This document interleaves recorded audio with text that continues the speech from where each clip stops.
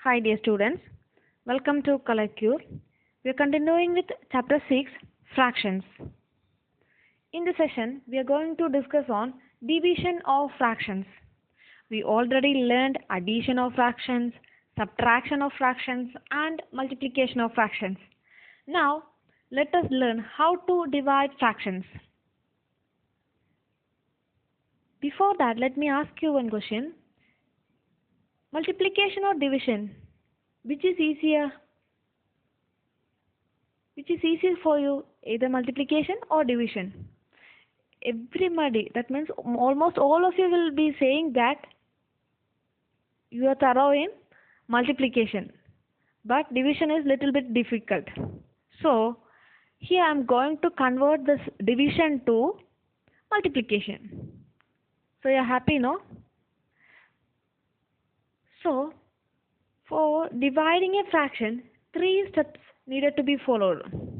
Those 3 steps are: step 1, change the second fraction to its multiplicative inverse.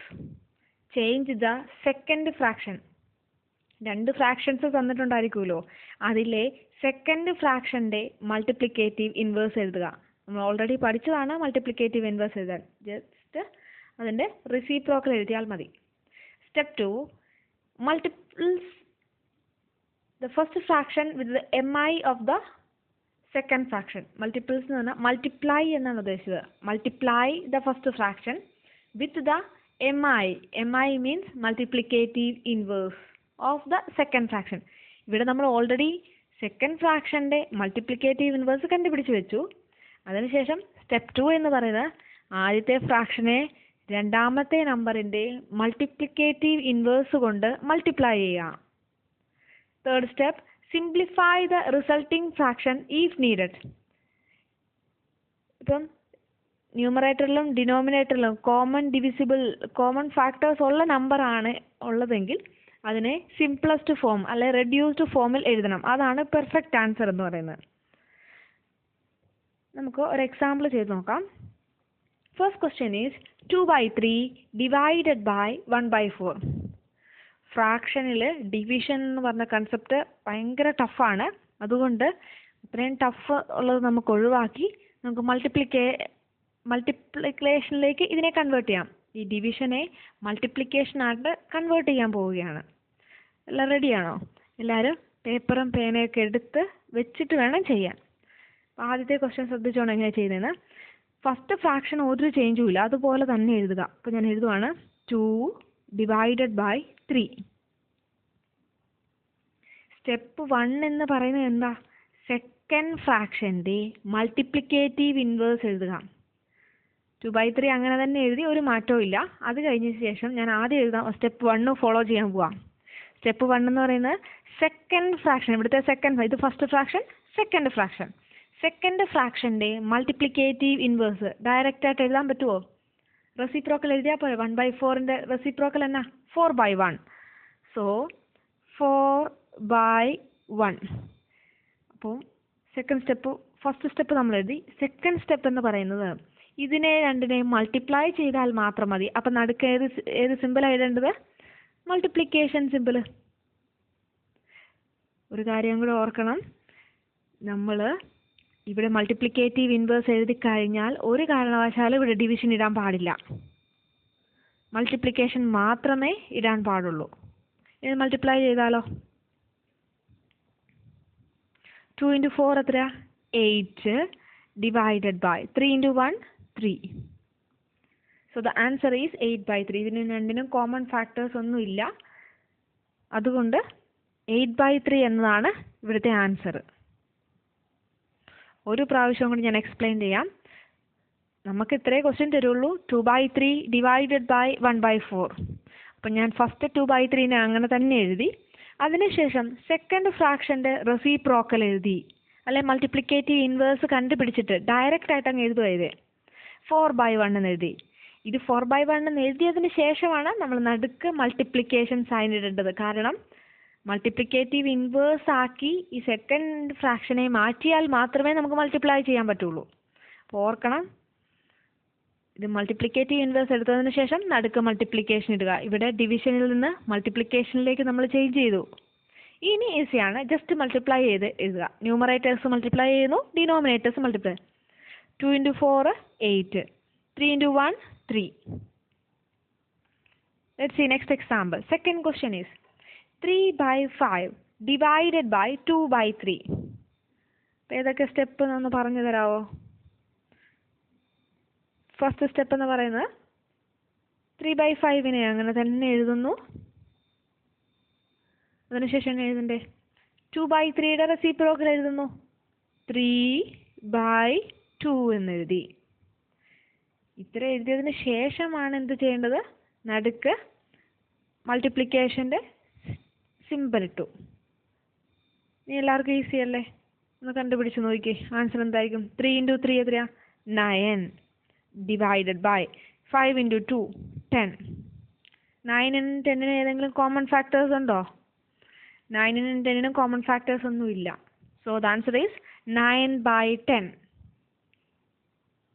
ഇപ്പോൾ trick മനസ്സിലായോ? Next question നിങ്ങൾ തന്നെ ഒന്ന് ചെയ്ത് നോക്കിക്കേ, കിട്ടുന്നുണ്ടോന്ന്. ഫസ്റ്റ് സ്റ്റെപ്പ് എഴുതിക്കേ. 3 by 4 അങ്ങനെ തന്നെ എഴുതുന്നു. അതിനുശേഷം സെക്കൻഡ് ഫ്രാക്ഷൻ കൺസിഡർ ചെയ്യുന്നു, അതിൻ്റെ മൾട്ടിപ്ലിക്കേറ്റീവ് ഇൻവേഴ്സ് കണ്ടുപിടിക്കുന്നു. മൾട്ടിപ്ലിക്കേറ്റീവ് ഇൻവേഴ്സ് എന്നാ? 3 by 2. ഇത്ര എഴുതിയതിനു ശേഷം നടുക്ക് മൾട്ടിപ്ലിക്കേഷൻ സിമ്പിൾ ഇടുന്നു.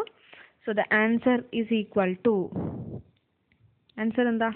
3 into 3 9 divided by 4 into 2 8. So 9 by 8 is the answer. Next example 2 by 3 divided by 4 by 5. ആരും കോപ്പി അടിക്കരുത്, സ്വന്തമായിട്ടൊന്ന് ചെയ്ത് നോക്കിക്കേ. ആദ്യം 2 by 3 അങ്ങനെ തന്നെ എഴുതുന്നു. അതിനുശേഷം 4 by 5 റെസിപ്രോക്കൽ എഴുതുന്നു. 5 by 4 എന്നെഴുതി. അതിനുശേഷം മൾട്ടിപ്ലിക്കേഷൻ സിമ്പിൾ ഇടുന്നു. ഇപ്പോൾ 2 into 5 എന്ന് വരും, 3 into 4 എന്ന് വരും. 2 into 5 എത്രയാ? 10. 3 into 4 എത്രയാ? 12. 10നും 12നും കോമൺ ഫാക്ടേഴ്സ് ഉണ്ടല്ലോ, രണ്ടിലും കോമൺ ആയിട്ട് 2 ഉണ്ട്. So dividing by 2 on numerator and denominator. 5 by 6.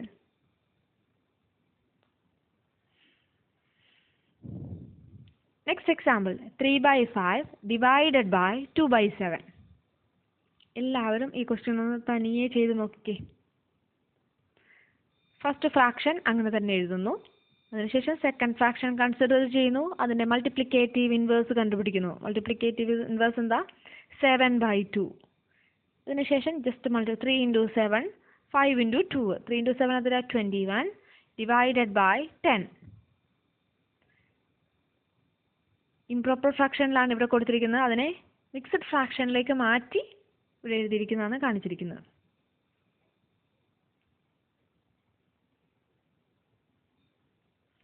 Next question is 1 by 2 divided by 1 by 4. You please try to do this question. First step എന്നാ? 1 by 2 അങ്ങനെ തന്നെ എഴുതുന്നു. സെക്കൻഡ് ഫ്രാക്ഷൻ കൺസിഡർ ചെയ്യുന്നു, അതിൻ്റെ റെസിപ്രോക്കൽ എടുക്കുന്നു. റെസിപ്രോക്കൽ എങ്ങനെയാ? 4 divided by 1. അതിനുശേഷമാണ് നമ്മൾ എന്ത് ചെയ്യേണ്ടത്? ഇവിടെ നടുക്ക് മൾട്ടിപ്ലിക്കേഷൻ സിമ്പിൾ ഇടുന്നു. അപ്പോൾ ഈസ് ഈക്വൽ ടു 1 into 4 എത്രയാ? 1 into 4 4 ആണ്. Divided by 2 into 1 2. ഇപ്പോൾ ശ്രദ്ധിക്കണം, 4നും 2നും കോമൺ ഫാക്ടേഴ്സ് ഉണ്ട്. 4 by 2 എത്രയാ? ആൻസർ 2. ഫൈനൽ ആൻസർ 2 എന്ന് വരും.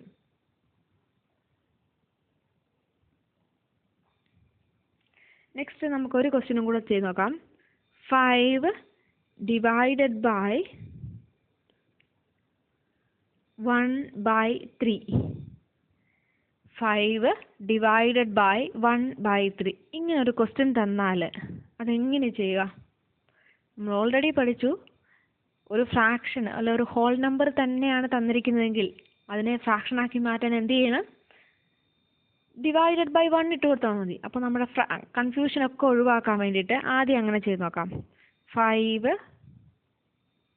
5 divided by 1 divided by 1 by 3. ഇപ്പം നമുക്ക് ഈസി ആയിട്ട് ചെയ്യാൻ പറ്റുമല്ലോ. ഇനി ഡിവിഷൻ ചെയ്യുന്നത് എങ്ങനെയാണ്? ആദ്യം എന്തിനെ മാറ്റണം?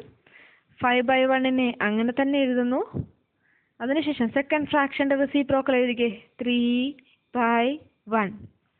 അതിനുശേഷമാണ് നമ്മൾ നടുക്ക് മൾട്ടിപ്ലിക്കേഷൻ സിമ്പിൾ ഇടുന്നു. ഇനി മൾട്ടിപ്ലൈ ചെയ്ത് എഴുതിക്കേ, 5 × 3 15 divided by 1 × 1 1. So the answer is 15.